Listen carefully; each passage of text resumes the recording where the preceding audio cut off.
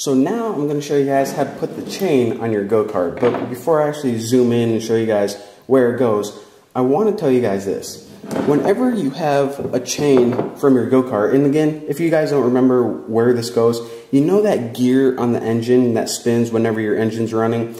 And there's also a gear on your rear axle to spin the wheels. This is the chain that connects those two gears. So therefore, whenever your engine's working, then your tires are spinning. The gears just don't connect like a clock, gear on gear.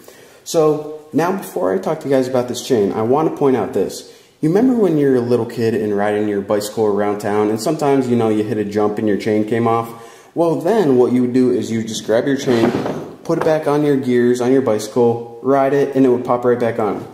The gears for automotive chains the chains for like cars or go-karts or motorcycles are really different. They don't have pretty much any play in them at all. They're tight and designed specifically to fit perfectly on your gears.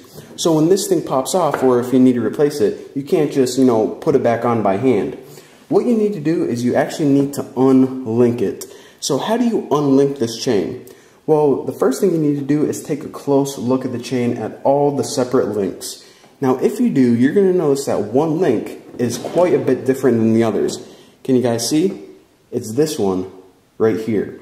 So the reason this link looks different is because this is the one link in this chain that is supposed to unlink.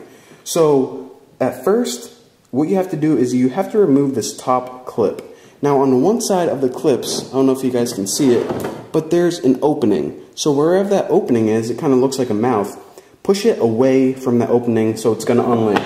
Now this is always kind of a pain to do, so let me see if I can get it.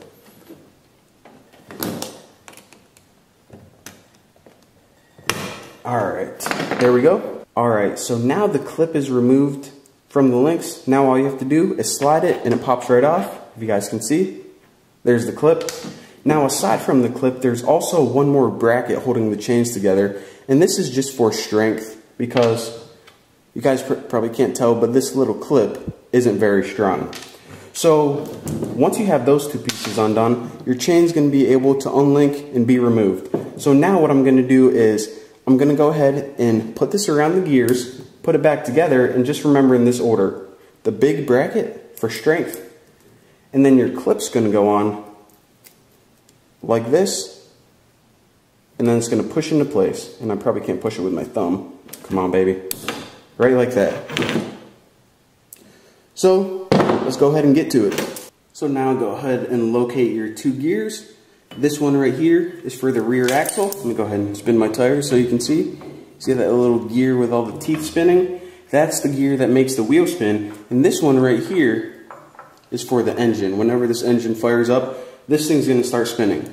So obviously, as you can tell, if we just started it right now, the engine gear would start spinning, but nothing would happen with the tires. So in order to fix that, go ahead and grab your chain. And let me go ahead and put it on the rear axle first. Spin it, make sure it's on all the teeth. Alright guys, so sorry you didn't see that, but my hands were in the way. I could hardly see, so there's no way I was going to get a good camera angle. But now, as you can see, let me go ahead and spin the rear axle. Whenever we do that, the engine and the tires, or where the tires are going to be whenever we install them, are now linked. So then if we went ahead and fired up this engine, our wheels would now spin. And by the way, if you're having trouble getting your chain on because it's just too tight, what you can do is actually unbolt the engine and lift it a little bit, and it may give you a little bit of slack. As you can see right there, maybe a little bit easier to get your chain on.